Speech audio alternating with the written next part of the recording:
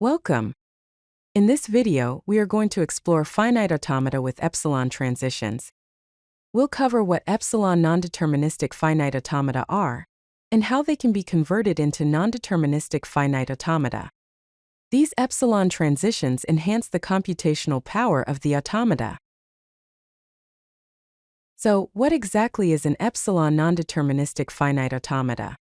Well, it's essentially a non-deterministic finite automata, but with the added capability of epsilon transitions. This means that the automaton can change its current state without reading any input symbol. Epsilon moves allow for these free state transitions, adding a new dimension to how the automaton processes input. To define an epsilon non-deterministic finite automata formally, we represent it as m equals q, sigma, delta, q naught, and f, enclosed in parentheses.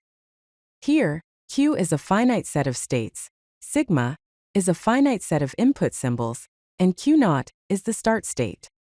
F represents the set of accept states. The key difference lies in the transition function, denoted as delta.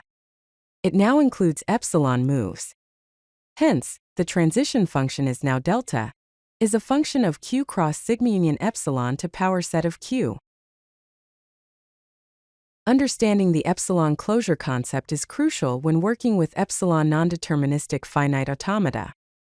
The epsilon closure of a state q, written as epsilon closure of q, is defined as the set of all states reachable from q, using only epsilon transitions.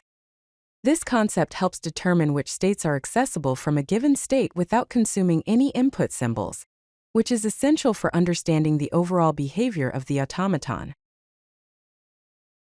Let's consider a simple epsilon non-deterministic finite automata example.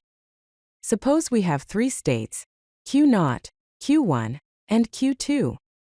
q0 transitions to q1 via an epsilon transition, and q1 transitions to q2 when it reads the symbol a. Both q1 and q2 are final states. In this case, starting from q0, the automaton can spontaneously move to q1 without any input, and then proceed to q2 upon reading an a.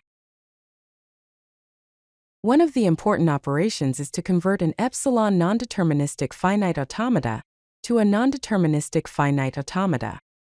This involves eliminating epsilon transitions by computing epsilon closures and creating new transitions that bypass the epsilon moves. The key steps include computing epsilon closures for each state, creating a new transition function delta prime, removing the epsilon transitions, and updating the final states to account for states reachable via epsilon transitions. Here are the key algorithm steps to convert epsilon non-deterministic finite automata to non-deterministic finite automata.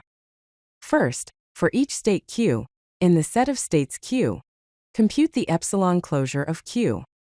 Next, for each symbol in the input alphabet, sigma, define the new transition function delta prime of q as the epsilon closure of the transition function delta of the epsilon closure of q a. Finally, the set of final states f prime includes any state q where the epsilon closure of q intersected with f is not an empty set. Epsilon non-deterministic finite automata and non-deterministic finite automata are equivalent in computational power. They both recognize exactly the regular languages. Epsilon non-deterministic finite automata are useful in regular expression construction. They also support union and concatenation operations and are used in compiler design. If you like this video, hit that like button and don't forget to subscribe. Visit CodeLucky.com for more such useful content.